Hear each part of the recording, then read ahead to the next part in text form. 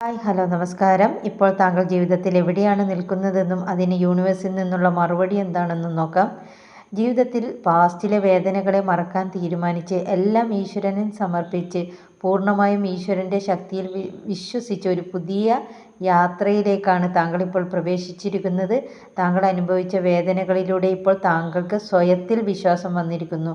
താങ്കളിലുള്ള കഴിവിനെ താങ്കൾ തിരിച്ചറിഞ്ഞിരിക്കുന്നു. സ്വന്തം കഴിവ് ഉപയോഗിച്ച് എന്തും ചെയ്ത് മുന്നോട്ട് പോകാൻ സാധിക്കുമെന്ന വിശ്വാസമാണ് താങ്കളെ ഇപ്പോൾ മുന്നോട്ട് നയിക്കാൻ സഹായിക്കുന്നത്. ഇപ്പോൾ താങ്കൾ നേരിടുന്ന അല്ലെങ്കിൽ നേരിടാൻ സാധ്യതയുള്ള പ്രധാന വെല്ലുവിളി എന്ന് പറയുന്നത് താങ്കളുടെ യാത്രയിൽ താങ്കൾക്ക് അനുയോജ്യമായതും അനുയോജ്യമല്ലാത്തതുമായ പല അവസരങ്ങളും താങ്കളുടെ മുന്നിലേക്ക് വന്നിട്ടുണ്ട് അല്ലെങ്കിൽ വരാൻ സാധ്യതയുണ്ട്. അതിൽ ഉചിതമായത് തിരഞ്ഞെടുക്കുന്നതിൽ താങ്കൾക്ക് ആശയക്കുഴപ്പം നേരിടുന്നുണ്ട് അല്ലെങ്കിൽ അങ്ങനെ നേരിടാൻ സാധ്യതയുണ്ട്.